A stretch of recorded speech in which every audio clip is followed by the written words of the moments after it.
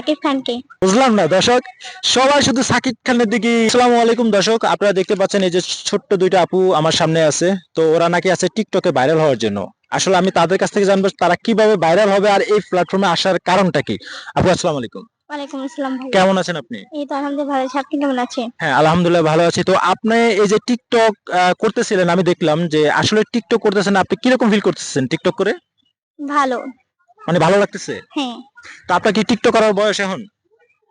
উম, অবশ্যই। টিকটক করার বয়স? পড়াশোনার পাশাপাশি। পড়াশোনার পাশাপাশি টিকটকও করতে হয়? হ্যাঁ।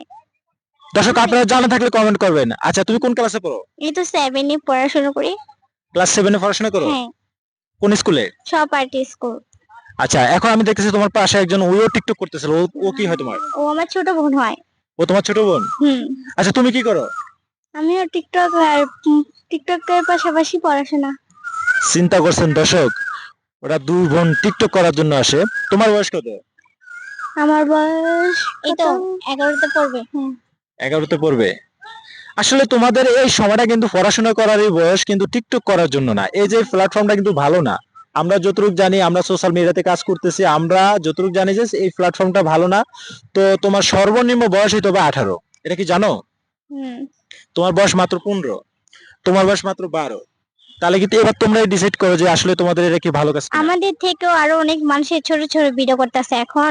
কে কি বললো ওটা আমার কানে দিয়ে লাভ নেই। আমার যদি সামনে কেয়ারিং করতে হয় তাহলে ওটা আগাইতে হবে। আরো মানুষই কিন্তু করতেছে, আমরা দুই বোন একলা করতেছি না। আরো যদি দেখি তাহলে কিন্তু দেখা যাবে।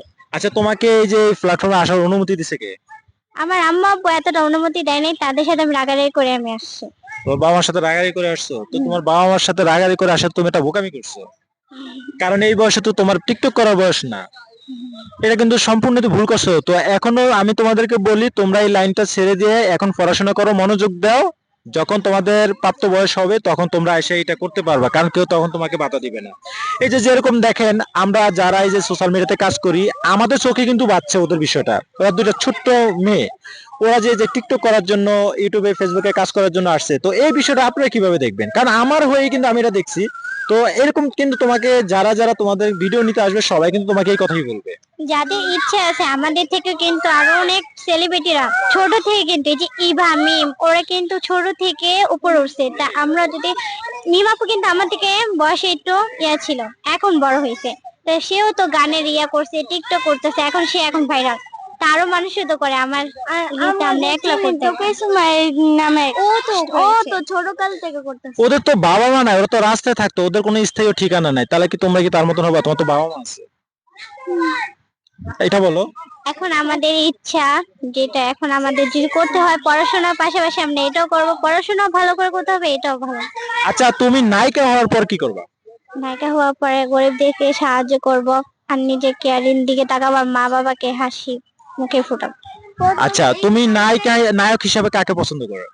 নায়ক হিসাবে সাকিব খানকে। বুঝলাম না দর্শক, সবাই শুধু সাকিব খানের দিকে। আসলে তুমি সাকিব খানকে পছন্দ, যদি কখনো সুযোগ হয় তুমি কি সাকিব খানের নায়িকা হওয়ার, তুমি কি তার সাথে অভিনয় করবা? হ্যাঁ অবশ্যই। মানে কিভাবে করবা? যদি আল্লাহ যদি কপালে রাখে তাহলে যেভাবে হোক তোমার ওইভাবে হবে। দর্শক দেখেন, এখন বর্তমানে তার বয়স হলো 15, সাকিব খানের বয়স হলো প্রায় 40+। হ্যাঁ, যখন ও এখনো কিন্তু ও নায়িকা হতে পারে নাই, আমরা ওদিকে লোক দেই, এখনো কিন্তু নায়িকা হতে পারে না। সে যখন নায়িকা হবে, দর্শকে তাকে চিনবে, ভালো একটা পারফরমেন্স কামাবে, তখন কিন্তু তার বয়স হয়ে যাবে 22 থেকে 25। সাকিব খানের বয়স হয়ে যাবে 65। তাহলে তুমি কিভাবে তার নায়িকা হয়ে অভিনয় করবা? মেয়ে হিসাবে একটু পারবো তো নাটক করতে, মেয়ে হিসাবে করব। মেয়ে হিসেবে? নাতিন হিসাবে। সে তো মেয়ে হিসেবে অভিনয় করে না কারোর সাথে। এই যে আমরা, আপনারা দেখেন এই যে ছোট্ট দিঘি, হ্যাঁ দিঘিকে নিয়ে সে অভিনয় করছে, সে চাচ্ছু বাবা মা ডাকছিল। কিন্তু সেই বিষয়টা আপনি দেখেন, এখন সেই দিঘি সাকিব খানকে অফার দিচ্ছে তার নায়িকা হয়ে। কিন্তু এটা লজ্জার বিষয়, যেটা আমরা সোশ্যাল মিডিয়াতে দেখি, এটা কিন্তু লজ্জার বিষয়।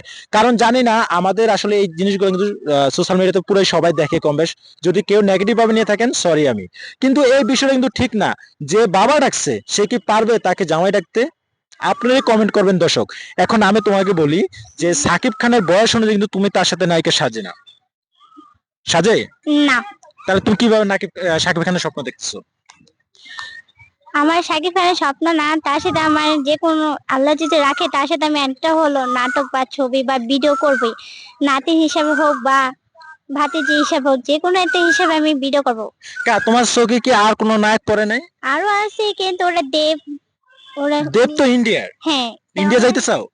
যদি আল্লাহ কপালে রাখে তাহলে যাব ইন্ডিয়া যাবা? ইনশাল্লাহ। বাংলাদেশে আর কোনো নায়ক নাই? বাংলাদেশে আমার শাকিব খানই পড়ে। মানে সাকিব খানেরই আর পছন্দ করে। দর্শক, আমার কিন্তু ভিডিওগুলো এরকমই হয়, আপনারা কিছু মনে করবেন না, আমি খোঁজে ভিডিও বাই করি। আচ্ছা, তুমি এই যে আমরা ইদানিং দেখতেছি ট্রেনিং এ আছে, ফুল ট্রেনিং এ আছে রনি আছে, যেটা জিয়াউদ্দিনের নায়ক। হ্যাঁ, রনি। তুমি তো রনিকেও পছন্দ করতে পারো। রনি ভাইয়ের 20টা পো আছে। রনির বৃষ্টি আছে দেখে তুমি করবে না? ও তো নায়ক নায়িকা।